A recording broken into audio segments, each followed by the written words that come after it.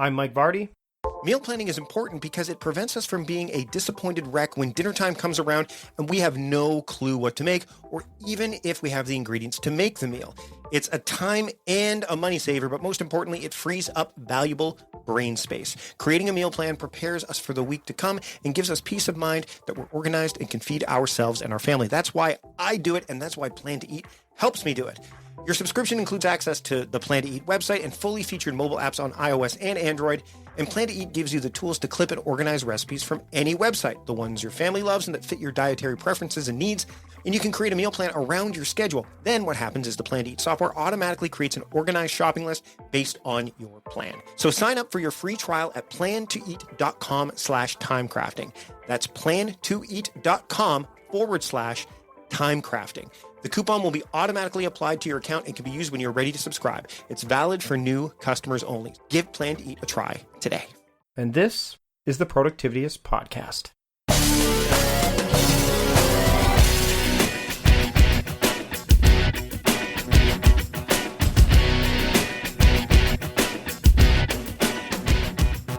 Welcome to the Productivityist Podcast, produced by John Polstra and hosted by yours truly, Mike Vardy. Big thanks to John Polstra every week for helping me out and making sure the show sounds better than I could ever possibly make it sound. And special thanks to my guest this week, Rashelle Isip, the order expert, for joining me, because otherwise I'd be talking to myself. Rashelle is the author of The Order Expert's Guide to Time Management and How to Plan a Great Event in 60 Days. She's also the founder of theorderexpert.com, which is a blog that features organization, time management, and productivity tips, as well as ideas and inspiration to help people lead more balanced lives.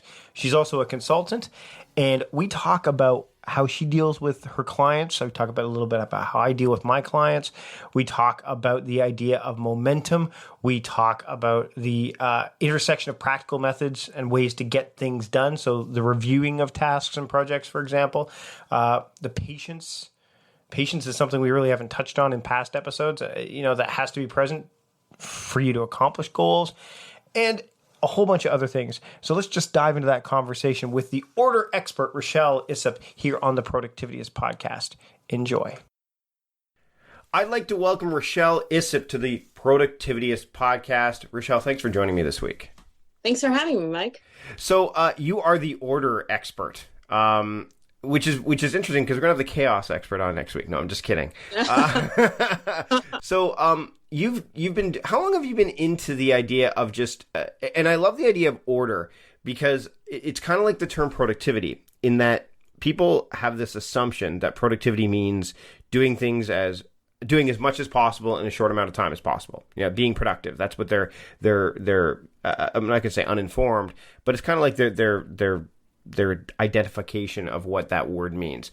Order tends to have that too, right? How do you define order, and how do you kind of explain to people when they see this order thing? Because it could be scary to some people. Right. Well, to give a little bit of a background, I actually started blogging and doing this back in 2011.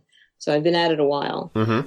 And the idea behind my blog and how I work as an author and a consultant is to really just give people the framework that they need to, whether it's organizing their schedule, getting their belongings in shape, or, finding the best possible methods to be productive throughout their day. So I like to think of it as helping people, giving them a structure to work off of. It's not necessarily this is the only way to do something.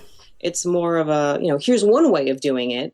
Why don't you try it out? That might set you off on a path to help you find out the best way for you to do something. But I like to view it as a framework. What do you say to people who look at this and say, well, or I want to have some spontaneity framework? Because I get this a lot too, is the idea of, when I talk to people and I introduce them to the Now Your Method and stuff like that, I say, there's a framework. Frameworks foster freedom. Really, that's what it does.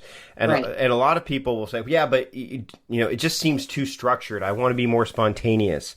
I don't want to be, doing this would kind of put me in a position to not be able to live as freely as I would like. How do you challenge that with people? Because I'm sure you get that a lot too. Yes, I do. Well, I would say that my belief is that the order actually helps you to be spontaneous. So kind of what you're saying. The idea is that you're not necessarily built into a rigid structure that you have to follow to the letter every single day, and nothing will ever throw you off track. That's a completely, I think, unrealistic way of going about things. The idea is that you have, that general framework or level of construction where you can plan your days, and then when things go wrong, when things pop up, for some reason you're late to work because of a huge traffic jam, or something happened, maybe there was an emergency at your house. These things happen. And so the idea is to be as best prepared as you can so that you have the freedom and the ability to deal with things when they do happen, because inevitably they will. Right. How you've written about this, and I'm going to put this in the show notes, because this is an area when we talk about boundary setting, and again, when it comes to order and frameworks and stuff, boundaries are important. The idea of saying no. Right. Why is that so important? Why do you push that forward to people in this post, and I guess in your work as well? Why do you push it forward, and why do you think people have so much struggle with that? Because even I mean, I'm sure you do too. We both still probably struggle with saying no. Yeah. It's almost like we write these things for ourselves sometimes too, right?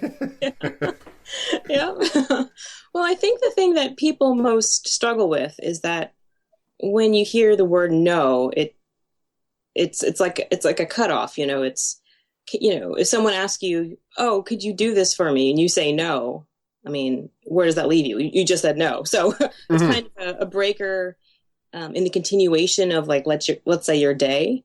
And I think that people also get attached to things when you're saying no as opposed to saying yes. Some people might want to be helpful, and of course there's nothing wrong with being helpful. But when you become a little bit too helpful and it gets intertwined with your days and you're not allowed to do the things that you want to do, that can be a real problem. So I think it's, something that we deal with, just because if you're a good person, you want to help other people, you can get confused of well, I want to help, but I also want to do what I want to do. So how do I get there? So that's why I recommend to people to regularly use the word no when they're doing scheduling or planning or things like that. Now, the idea is not to, necessarily not help people, but it's all part of taking care of yourself. We only have 24 hours in a day, and you can only get so many things done in that time period. So it's important for you to, outline goals, and then, make a plan around that about how you're going to get to that goal, and, stick to it. Of course, you're going to have to work with people, whether it's in a business or work setting or office, things like that. But for the most part, you need to be able to stay true to yourself and what you want to accomplish. So if someone has something else, maybe it's a friend or something, or an acquaintance, and they say, "Hey, I'm throwing this party," but you perhaps might not know the person who the party is being thrown for, and they're asking, "Can you help me with this? I'm really, in a bind," and all of that. And you can say, "Well, I'd love to help. No, I can't, for example, commit maybe, the 5 hours that you're asking of me, because I only have so much time and I have to take care of my other things, but I'd be happy to give, 2 hours this week," or something like that. Right. So it's really, again, going back to that framework, that boundary. It's not putting you in a place so that you can't maneuver, but it's allowing you to basically free up your time, free up your mind, so that you're not always thinking, "Oh, I didn't say yes to that. I have to take care of these other things, and my personal, where do I do it?" Just by saying no, you declare to yourself, no, I cannot take care of, whatever else is being asked of me right now, but I am saying yes to all the goals and the plans and things that I've made for myself. And I think that's a very important thing. And I think that once you have a framework or some order and structure in place, it's easier to inform yourself that it's okay to say no. You know, a lot of people, I think a lot of people make snap decisions on both yeses and nos without having the proper information. And that's maybe where guilt arises or where people pleasing arises. Right. You know, it's funny. One of the things we're going to dive into is also the idea of, you're talking about goals, is the idea of where, you know, kind of the idea of intentionality and inspiration and even something that we haven't touched on at all in past episodes, patience, how those kind of intersect and even probably integrate with the practical methods. How do you marry those? Like, how do you work with people or even encourage people when they're looking at what they want to achieve, and they've got these frameworks and these structures in place, but they also have they're not quite feeling they want to get it done now, or they're not feeling inspired to move it forward. Like, they're obviously two different approaches, but how do you feel about that? How do you handle that with people? You know, whether you're doing direct consulting with them, whether you're trying to reach out to them through one of your many books, which we'll link to, of course, in the show notes as well. How do you help people with that? Well, the first thing, starts off with what people actually want to do.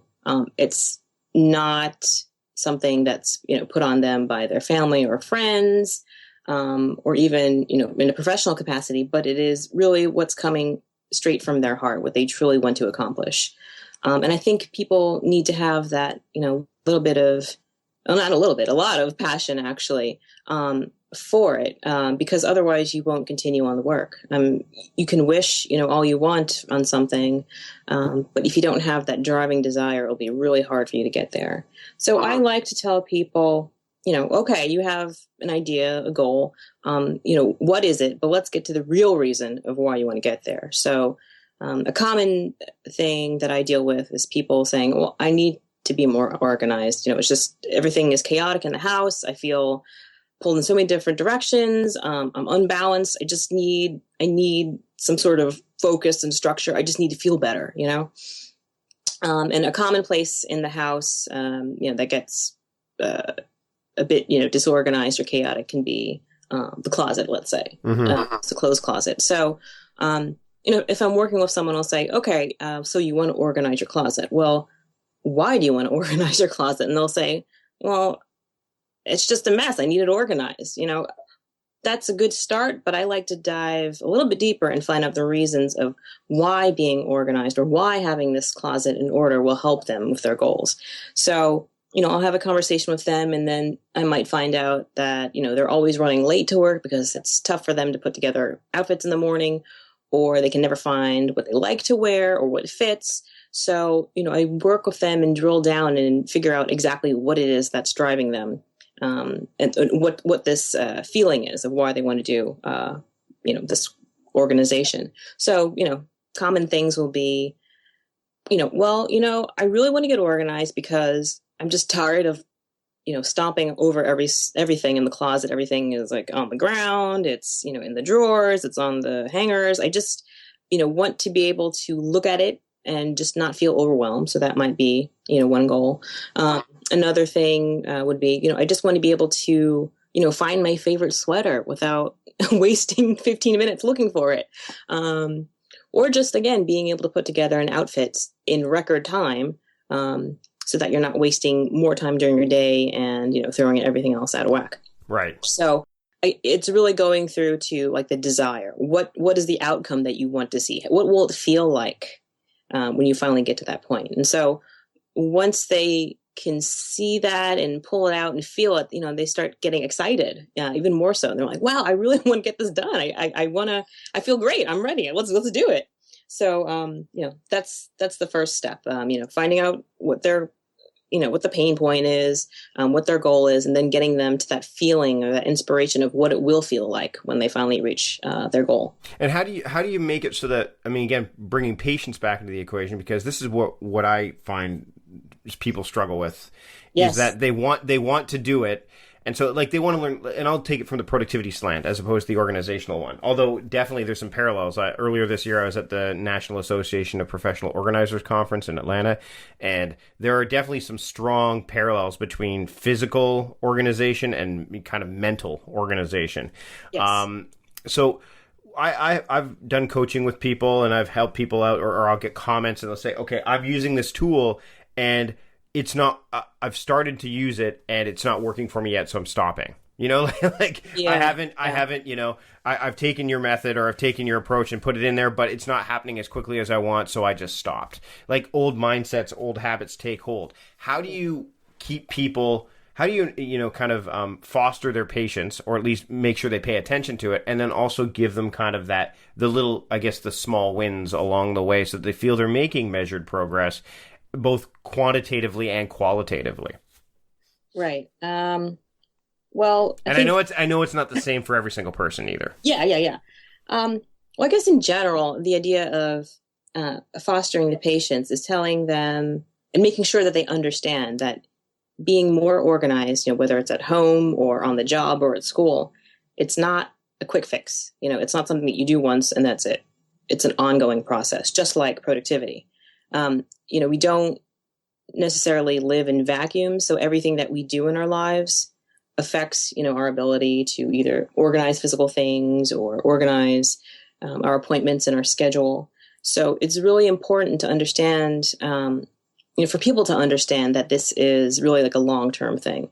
You know, you're not doing it just for the one-off, because things won't change that much. So it's more of, you know, being patient with yourself and wanting to see the change and wanting to work toward it, and to continue to grow and change and get things better than where they are right now. So, I mean, the patients, it can be really, you know, difficult at times, because you just want to see a big change that takes place right away. But I like to tell people and remind them that, you know, whatever situation that you're in right now, it didn't all happen just at once, right? I mean, for most people, you know, you didn't go to school and then graduate high school right away. You didn't just learn how to drive and then buy a car. I mean, you know, it's all a process. So you have to be patient and, you know, work through the little steps to get the reward, to get to that end point of, you know, in this case, maybe having a more organized closet or just feeling better about putting things back and being aware of where things are located. So, yeah, it can be a challenge, you know, getting people to understand that the process of organizing things is ongoing, and it's perfectly, you know, okay to take your time. But, you know, things are happening, changes are being made. So, yeah. What keeps you driven? What keeps you going? I mean, one of the things that I find with myself, no, but seriously, like, I mean, when you deal with, when you're talking about this stuff and you're, you know, helping people organize and, you know, build structure, how challenging is it for you to keep going? Because I talk to my wife about this a lot, because she's an acupuncturist, and she sometimes she might as well have, we joke, we should probably keep like a cocktail glass and like a bar towel at our desks, so that we were like kind of like the bartender that listens to people's problems kind of thing. Like, you know, completely unrelated or maybe even related. How do you keep driven and going? Because you've been doing this for a long time, right? I mean, and you've spread your wings very far. We're going to talk a little bit about the stuff you've written for my friend Craig Jarrow over at Time Management Ninja. We'll dive into some of the time management stuff as well. But how do you keep driven and keep going? Because it's a lot to help other people find order and still maintain that order and structure for yourself. Like, how do you keep that kind of going? Right. Well, that's a really big question, which deserves a really big answer. Let's see. Well, my inspiration, I think, you know, in doing this and my writing and coaching and consulting, is that I really want people to feel better. I want them to not feel as if they're in control or that there's no way out, you know, of a certain situation. I want to show them that there's an easier way to do something. I basically just want to, you know, give them that sigh of relief of, finally, I feel so much better. You know, I feel great. That's the feeling that I want to give my clients and my readers. So that is really what drives me, because it just, for me, to see someone struggling with something when I know that there's a simpler way that could save them tons of time and energy and headaches, it's just, to me, it's just, you know, oh, please let me help you. You know, there's another way to do this. And you can take care of it and have it taken care of, and then you'll have more energy for all the other things that you want to do in your life. So for me, it's just helping people relieve that pain or that, that stress. That's really, I think, the first thing that inspires me to do what I do. I think another thing, it might be productivity related as well, but for me personally, I like to keep a little inspiration journal. Mm-hmm. This is things that I've received from my clients and my readers. People actually relaying back to me of, wow, I had such a great session with you. I feel so much more, calm and relieved, and I can see more clearly where things aren't quite going the way as they should. But I feel more confident now to take that next step and, take it one step further. So I have that, I work off of that, wanting to help people and then receiving that back. And so it creates a, nice little cycle, and I have a really good, feedback cycle there to help me. I also like, I guess, what do you call it? I keep another type of what I like to call like a quote log or journal. Mm-hmm. It's this big Moleskine hardcover book. It kind of looks like one of those old time hotel registry books that you'd sign in, well dressed in. So it's this huge book. And what I do is collect quotes that I find. It can be, in books, in podcasts, on websites, things that I've heard, or something that people have mentioned to me. And so whenever I hear a quote or see it, I write it down by hand in this notebook. So my goal is to, fill out this notebook and just have this giant, handwritten, basically a portfolio of quotes from, past, present.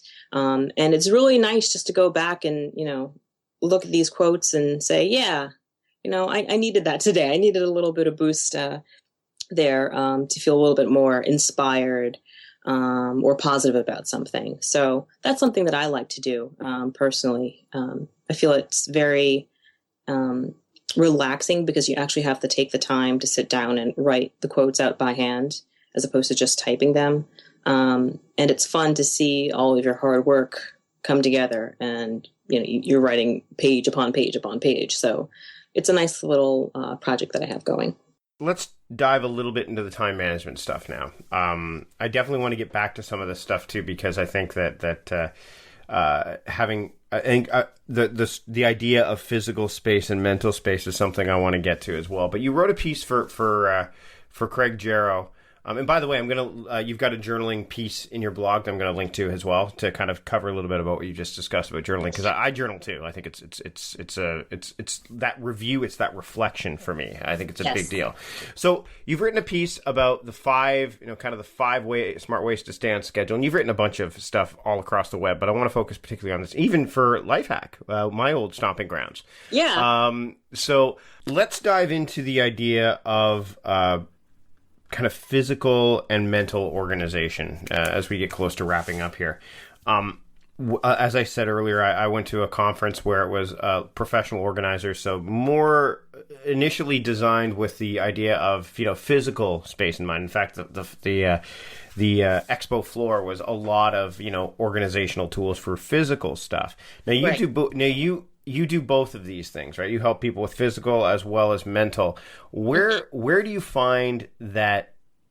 Where's the connection? I think that's a big thing, is that a lot of people don't recognize, and I've found this too, is that I've been reading, I've read Joshua Becker's book, The More of Less. I'm definitely more intentional about the stuff that I have, and I'm not just I've always been better at the stuff that I have on my to-do list. And in your post about how to get more done in a day, you talk about removing things off your list. And obviously with me working on some stuff related to priority, that's a huge component. But I've only recently, I'd say in the past, 6, 7, 8 months, embraced the idea of the physical space. Whereas organizationally, it seems like the physical space has been the focus, and now the mental space, the digital clutter, the tasks on the list. Where's the connection, and how have you started to kind of tie those together when you're dealing with your audience in general? Well, I think, it first starts with the physical, because that's the stuff that we can readily see or touch or feel. And you kind of look at stuff and get maybe a bit overwhelmed at seeing tons of clutter or a giant stack of paperwork sitting on your desk. So just seeing that can give, this mental response of, oh my gosh, I'm so stressed out, or I have so many things to do, or I don't know what to do next. So, I think that's the obvious thing, because it is physical. You can pick it up, you can move it, you can put it in the filing cabinet, you can put it in the trash. It's a bit more, I guess, in some ways, tangible, because you can touch it. I think, that the connection is just how the physical items have that effect on your mental being. I've worked with people, and they'll say, I have all this stuff, let's say, collection of newspapers or something, or magazines. And they'll say, I have all this stuff, but I only have so much space, and I just feel so overwhelmed. And, what do I do with it? I want to organize it. And so in that case, I would say to them, well, okay, well, do you actually want to keep these things? Is this something that you really want to do? Because in the end, it really ties into the mental. They can say, I want to keep it, I want to be organized. But if having that giant stack of papers or newspapers is causing them, mental pain and anguish, that's a, bit more of where you need to go in terms of the root cause. So, I would say that's the start. The physical is definitely the start. The mental organization stuff, yeah, I would agree with you in that, nowadays, there's always going to be products and things to help you, put things in order, organizational products and the like. But the mental stuff we're just being bombarded now with so much stuff between the internet and social media and email. In the history of the world, it's never been easier to send information or to find it readily, in a few seconds, even just to pull it up. So I really don't think that's healthy for people to always be on, because you're always in that sense processing information or things. So if you imagined, let's say, the mental stuff, like if you just picture a house, and if you picture, let's say, email as maybe, a big box that comes in and kind of camps out in your living room, and then you have social media networks come in. These are some other giant boxes piling up in your living room and spilling out into the dining room. And then you have, tweets and texts and things like that coming in, boxes and things like that, and taking up more space in your house. That's a lot of stuff, and it's always coming in.